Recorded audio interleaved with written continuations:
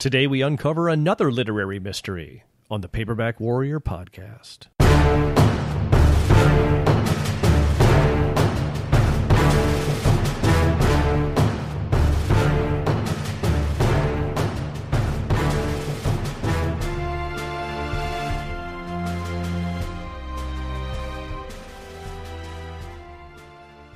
Welcome to the 49th episode of the Paperback Warrior podcast. It's June 22nd, 2020. My name is Eric, and I'm going to introduce my co-host Tom in a minute.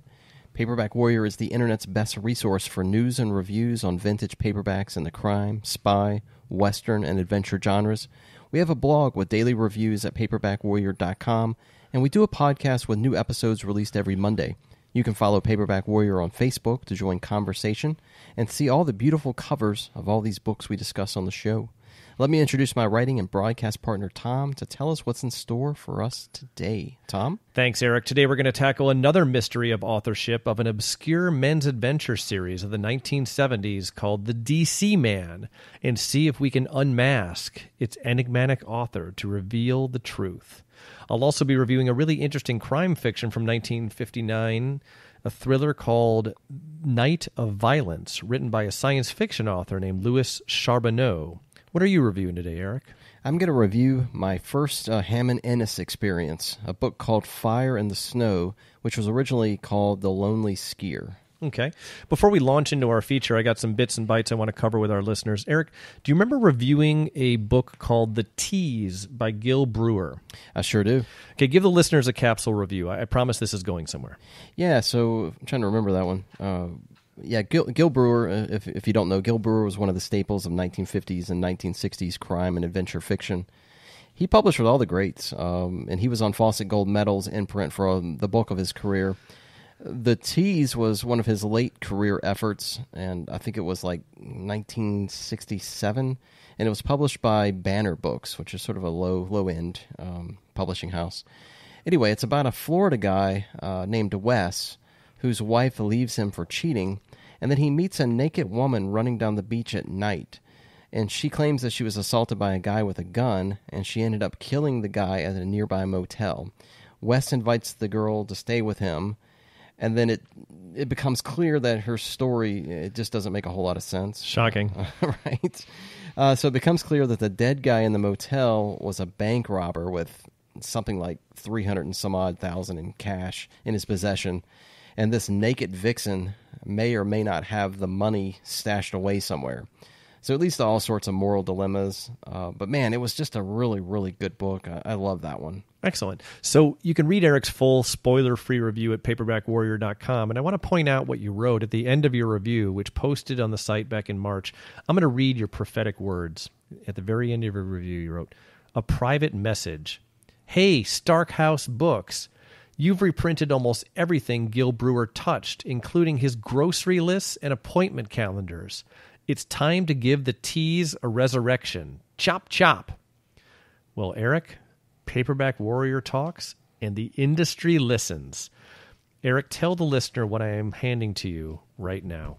Hold on, let me reach over here. Uh-oh, what do you got there? Oh, man. That's hilarious. It's the Stark House reprint of Gil Brewer's The Tease in a double with Sin for Me. And you know what? This is the actual original cover that the book had. Yeah. So it comes out on July 24, 2020, but you can pre-order it now on Amazon or Stark House's website. Now, in the interest of full disclosure, Greg Shepard and Jeff Vorzimmer of Stark House both claim that this book had been in the release pipeline before your review posted, and this whole thing's just a happy coincidence. But I think we both know that's nonsense, and all the reprint houses are basically looking for us to be their research and development team. I'd say that's probably a case made for a hung jury. In our case, I'm just glad that they're reprinting it. It's a great book. It definitely deserves a modern audience. Indeed. The other thing I want to plug was this really informative YouTube video I watched that both fascinated and kind of disgusted me. It was by this guy I really like named Jules Burt. Jules is spelled Jules, Burt is Burt. He does vintage paperback reviews and very informative pieces on his YouTube channel. He's this debonair British guy with a soothing voice. He should be an audiobook reader, I think. Anyway, he recently released a video on his YouTube page called Cleaning Recent Vintage Paperback Pickups, where he teaches his viewers how to clean their old paperbacks without destroying them. He's figured out products and methods for making these dusty old paperbacks actually pop and look somewhat newer. The scary part is the amount of old filth on his books. Oh, don't say that. And that were coming off on the soft rags. He convinced me that I'm going to catch some 1959 version of Syphilis from my library that we're sitting in here. I haven't taken this project on, but it seems like a worthwhile endeavor. Again, it's Jules Burt's YouTube page, and the video is called Cleaning Recent Vintage Paperback Pickups. And I thought the book collectors among us might find that really instructive. I wish that you had never said that to me. And you've been in my house. I work in my office 8 hours a day with my regular daytime job, and all my paperbacks are in there.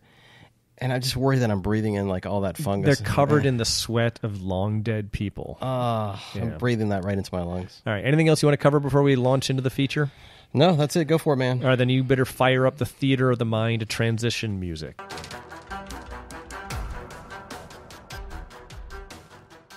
All right, so we're going to talk about this series, The DC Man. My story begins on a road trip to Panama City, Florida for work back in early 2018. Now, whenever I travel, I throw a handful of paperbacks in my suitcase because I never know what I may want to read next. So I'm sitting in the free breakfast at the Hampton Inn, and I pull out a paperback from 1974. The book is called The DC Man #1 Top Secret Kill by James P. Cody. It had this alluring red cover and looked like the start of an exciting series, and it turned out to be exactly that. In 1974 and 1975, Berkeley Medallion released 4 books in the DC Man series by James P. Cody. Now, the series hero is this guy, Brian Peterson, a former military intelligence operative who becomes a DC lobbyist. After a personal tragedy, his lobbying business has floundered, and he's basically reinvented himself as a gun-toting troubleshooter for elected officials with sensitive problems. So if you need someone to stick a gun in the mouth of a blackmailer targeting Senator Brian is your guy. If a subcommittee discreetly needs to know who's leaking secrets to foreign powers, you can give Brian a call. He's the DC man. The books have a nice balance of political intrigue, hard-boiled detective work, and sexy espionage action. And the first 3 books in the series are all reviewed at paperbackwarrior.com. So when reading the DC Man paperbacks, the reader's first impression is that the books are really well written. The first-person narration flows smoothly. It's very conversational. And Brian, our hero's observations about life inside the Beltway are really mature. Although Berkeley packaged and sold these short novels as cheap James Bond knockoffs, it's clear that the author took real care in crafting these stories. They weren't rush jobs written for a quick paycheck, which begs the question, who the heck is James P. Cody? Why haven't we ever heard of this guy? So Google and Amazon searches weren't much help initially. There was no indication that this Cody guy wrote anything else. And the DC Man series never received much coverage from the various go-to blogs or Facebook groups that obsess over vintage men's adventure fiction. The series just wasn't commercially successful enough to get much love or nostalgia 40 years later, except from me, I guess. So then I tried an old trick among vintage paperback investigative podcast journalists that I'm happy to share with the listener today. I looked at the copyright page of the book in my hands. Now, the copyright page says the DC Man paperbacks. It credits Peter T. Rohrbach as the writer. This was also confirmed by an entry in the 1974 Catalog of Copyright Entries. Cody is a pseudonym, and Rohrbach is the author, which of course begs the question, who the heck is Peter T. Rohrbach? So the confusion intensifies when I do a simple search of the name Peter T. Rohrbach on Amazon.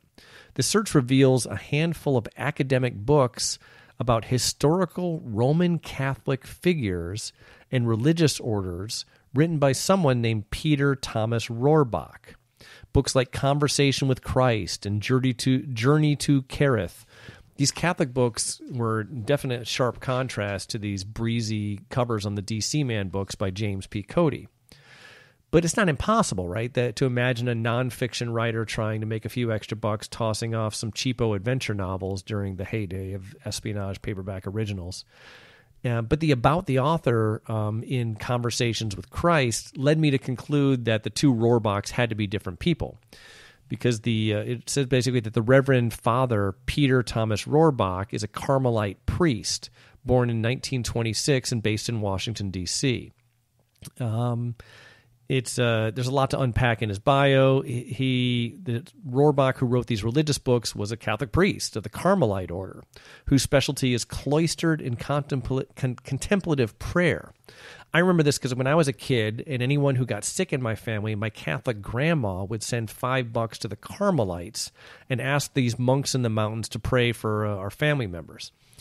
And apparently Father Rohrbach was a big deal in the world of Catholic academic scholarship. He basically received the nihil obstat and the imprimatur for his Catholic books, which is basically tantamount to the good housekeeping skill of approval from the Vatican.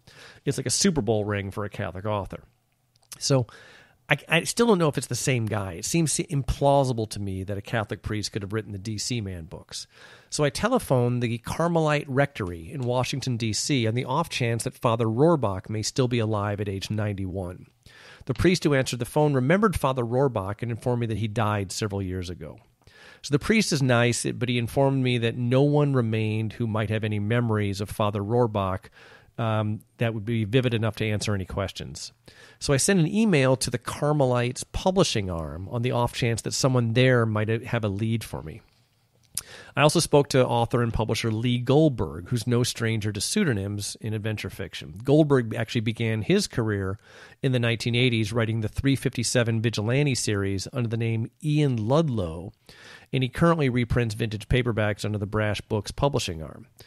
Goldberg was interested at one point in republishing the D.C. Man series.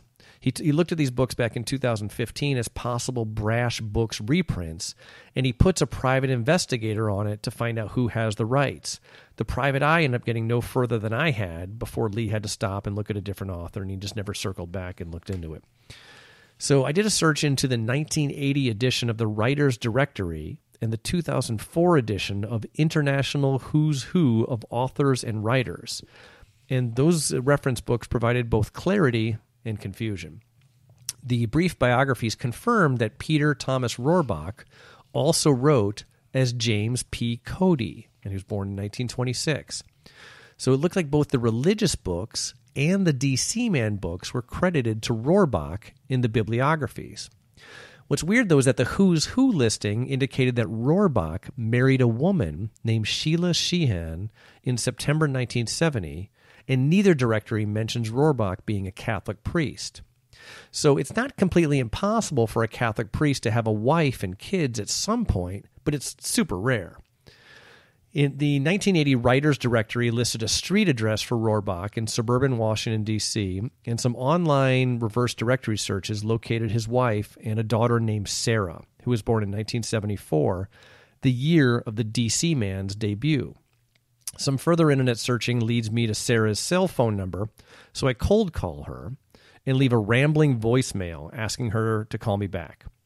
So two lucky breaks happen almost simultaneously as I'm trying to track this down. Sarah calls me back, and a monk named Brother Brian from the Carmelite Monastery responds to my email. Together, they provided a portrait of the two lives of a Roman Catholic priest, Father Peter T. Rohrbach, also known as men's adventure author James P. Cody. First, the solution to the mystery of the seemingly married priest. Father Rohrbach left the priesthood in 1966 at age 40. He married Sheila in 1970, and they gave birth to Sarah a few years later. So that's how the family thing played out, with the priest having a kid. Now, the pseudonym of James P. Cody was an interesting origin story. Rohrbach was actually born with the name James P. Cody, after his own father. Rohrbach's parents died, and young James was adopted by the Rohrbach family. Sarah explained to me that James Cody legally changed his name to James Rohrbach, and he chose the name Peter Thomas while in the priesthood. I guess it was common for Catholic priests to pick a new name back then when they took their holy orders. Now, Brother Brian recalled to me, quote, "He was a New York City boy to the core. He used to play stickball in the streets," end quote. He joined the Carmelites in 1948, and he was ordained a priest in 1952. By the 1960s, Father Rohrbach found himself as the superior of a tight group of 20 Carmelite priests and monks living, praying, and working in a Washington, D.C. rectory. From my dialogue back and forth with Brother Brian, I got the feeling that Father Rohrbach was as fun-loving and maybe even a tad rebellious compared to the solemn and silent Carmelite stereotype. On one very difficult day, he knocks on Brother Brian's door very late at night and says, "Let's go to a movie." And they did. They went to go see the movie Breakfast at Tiffany's, and the only seat in that popular show were in the first row up front. So that they were almost lying on their backs looking up at Audrey Hepburn. So I think they felt very kind of dangerous, edgy, and scandalous that day. I broached the topic of Father Rohrbach's separation from the priesthood gingerly with Brother Brian. I was braced for like a salacious story of a man, a woman, and forbidden love, like something from the Thornbirds. "It's not for me to conjecture," he said. All of us live by our decisions." Apparently it was a cordial separation, and Rohrbach kept in touch with his Carmelite friends long after he left the priesthood. He wrote a history of the Carmelite order, released by the Carmelites Publishing House in 1966, the same year that he departed the rectory. He loved writing. I asked Sarah about her father leaving the priesthood behind, and she simply said, "He told me he just wanted the intellectual freedom to write." And I found this answer interesting since the Carmelites clearly had no problem with Father Rohrbach cranking out intellectually rigorous books about prayer and lives of the saints. Maybe he wanted to write other things like sexy adventure novels, but he knew this wouldn't fly with the Carmelite mothership. Now, Brother Brian seemed to share my theory. He told me, "We all have our fatal attractions," he said, and I think his was that he wanted to be a famous novelist. Whatever his reasons, Rohrbach quickly fell into normal secular life. He got married in 1970 and took a job teaching American history. Sarah's mother remembers Rohrbach writing the D.C. Man books when Sarah was a baby in 1974. Now, the D.C. Man books were published without much fanfare, and it doesn't appear that he ever returned to genre fiction. I told Sarah that I was hoping to uncover this story of a Roman Catholic priest secretly writing sexy spy novels under a fake name, but the real story, as you've heard, is a lot more complex. She goes, "I still think that may be the truth, though," Sarah said. He likely was at least working on them when he was a priest. Rohrbach rarely spoke to his family about the D.C. Man books. Sarah remembers that the colorful paperback stuck out like sore thumbs as they sat on his home office bookshelf among the 16 books he wrote before his 2004 death. He went on to write nonfiction books about stagecoach travel and the Wright brothers, but he never returned to men's adventure fiction. Early in D.C. Man number 1, Top Secret Kill, the hero, Brian Peterson, recounts his own personal trauma that informed his life thereafter. His wife and young daughter were killed in an auto accident by two teenagers hot-rodding down the street in the fictional book. Now, the accident in the book broke Brian's spirit, and the D.C. Man series can really be seen as a larger story of Brian trying to recover from this trauma and regain his own humanity from the grip of intense grief. As an author, Rohrbach could have chosen any life-changing trauma he wanted to for Brian, but instead he chose the loss of a wife and daughter. Now, bear in mind that this novel was written and released the same year as the birth of his own daughter to a wife that he was only able to marry because he was brave enough to deny one set of vows to take on another. It's almost as if Rohrbach included this backstory as a message to the future Sheila and Sarah to tell them how much he loved them, that they were everything to him, that he'd be lost without them. Sarah told me that she'd only read one of the D.C. Man books, and I encouraged her to read the other novels in the series. I told her that her father was really a fine writer, and she agreed. She said he was lovely with words. So after I printed my article about Father Rohrbach, a Paperback Warrior reader reached out for me and said there was a short story by James P. Cody in the December 1970 issue of Alfred Hitchcock Mystery Magazine called The Bogus Hijack. Now, keep in mind that Father Rohrbach was married in September 1970, and this had to be his first fiction sale as a married man, free from the bonds of priesthood. I got myself a copy of the story, and it's a 14-page skyjacking story, and I gave it a favorable review on Paperback Warrior. For my part, I was glad to read the story, and I sent my copy of the magazine on to Rohrbach's only daughter, Sarah, who was completely unaware that her dad had sold a story to the Digest bearing Hitchcock's name, and I hope she enjoyed the story as much as I did. If you want to read the D.C. Man books, my recommendation is to read the third one first. It's called Your Daughter Will Die, and it's balls-out kidnapping adventure. It's great. It's an awesome book. The first two books were good, but not as good as the third one. I have the fourth book, but I haven't read it yet. In order, the books are 1, Top Secret Kill, 2 is Search and Destroy. 3 is Your Daughter Will Die. 4 is The French Killing. And if you're a paperback reprinting house and you want the rights to reprint the DC Man books, let me know and I'll put you in touch with the family. Rohrbach's wife and daughter are still alive and well, and just don't rip them off or we'll stick our Paperback Warrior investigative team on you. So that's what I got as far as my DC Man story. You got a review to do, right? Yeah, definitely. Thanks for that. And I think that whole entire story is also available on Paperback Warrior as well, right? Yeah. It's actually one of our more popular features at paperbackwarrior.com. You can read all about it there and see the covers and all that. Cool. All right, so I'm going to move over to my review now. And Tom, we've both seen the Hammond Ennis empire of paperbacks at all the used stores around town. Everywhere. Yeah, everywhere. I recently acquired about 10 to 12 of his paperbacks and just randomly grabbed one from the shelf. I chose Fire in the Snow, which was originally titled The Lonely Skier in England. It was published in 1947. I think you, me, and our listeners would probably agree that Alistair MacLean, Desmond Bagley, and Hammond Ennis are the holy trinity of high adventure fiction. Hammond Ennis authored 34 novels from 1937 through 1996, and he also penned nonfiction and children's stories as well. But my first experience with the author is this 1947 novel. The book takes place in the snowy Dolomite Mountains of northeastern Italy. It features a British man named Neil Blair as an ex-army officer. And Blair is a family man who's unemployed in the book's opening chapter. His friend Ingalls is a movie producer, and he asks Blair to vacation without his family to a remote ski lodge called Col de Verda. The purpose is to write a movie script and team with a photographer named Joe Weston. Aside from the primary role of film creator, Ingalls also asks Blair to search for this mysterious woman named Carla. Upon Blair's arrival at Col de Verda, he is introduced to a cast of characters that become mainstays in the book's narrative. There's these old Italian guys, there's a Greek dude, there's the bartender, and even Carla, the woman Blair is supposed to keep an eye out for. It turns out that Carla is really this wealthy countess, and she's had like a romantic endeavor with nearly every character that's hanging out in the lodge. The most interesting revelation is that the lodge was once owned by a man named Stefan, who was a former Nazi officer who was later captured and ultimately died from suicide. The resort supposedly holds an abundance of stolen Nazi gold that this guy Stefan hid for safekeeping. Tom, it seems like a lot of these old adventure novels of the late 40s and 50s had a recurring theme of lost or stolen Nazi gold. It was an obsession back then, evidently. It's buried in some glacier or volcanic mountain or steamy jungle. This one's no different. The problem is that almost 180 pages features just this cast of characters hanging out at the lodge. And I was forced into being a spectator at the bar, surrounded by high-class talk of operas, exotic locations. The room is filled with smoke. There's alcohol everywhere. But it just wasn't much fun for me to just hang out with these old dudes.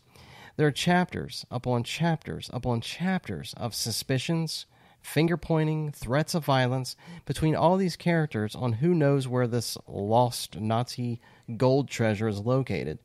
Sadly, none of this treasure nonsense even comes to fruition until the book's last 20 pages. It's as if, Tom, it's just like Hammond Ennis just didn't have enough story to even fill the publishing requirement of 200 pages. And, don't get me wrong, Ennis is a fine author, and I'm certainly not doubting his literary legacy. It appears I simply just picked a bad book.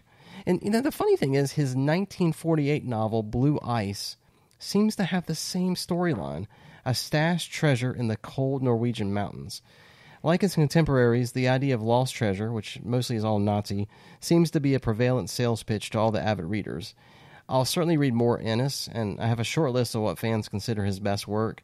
I'm hoping I'll find a real gem there, but Fire in the Snow wasn't it. I read the first couple chapters of that one. I had to set it down. I thought it was terrible. Threw it in. Well, one quick note is I'll point out that our good friend Paul Bishop, the host of the Six Gun Justice podcast and an author himself, advised me that of the holy trinity of those three authors, he prefers Desmond Bagley, specifically his Golden Keel novel. And I also got to give him credit when he told me that Ennis may be a bit cumbersome to read in this modern age. and I found that to be the case on my small sample size. But anyhow, that was Fire in the Snow by Hammond Ennis, and you can catch my full review on the blog next month. All right, I'm going to do a review of a book by Louis Charbonneau. Let me spell his name for our listeners. It's Charbonneau. He was an author who lived between 1924 and he died in 2017. He's primarily known as an author of science fiction and horror, but his second novel from 1959 was a straight-up crime thriller called Night of Violence that was also released as The Trapped Ones. The novel remains available today as a paperback reprint, an ebook, and audiobooks. There's no excuse for you not to read it. It's pretty good. So it begins with this guy named Lou Cutter, and his car gets a blown-out tire outside of Albuquerque, and this presents a problem because Lou is traveling with $50,000 in stolen cash from a mobster. And he's got a pair of deadly California hoodlums named Lefty and Pete on his trail. Now, Lefty is a particularly deadly bad guy. He's a former baseball pitcher who can throw a hand grenade through a window with terrifying accuracy.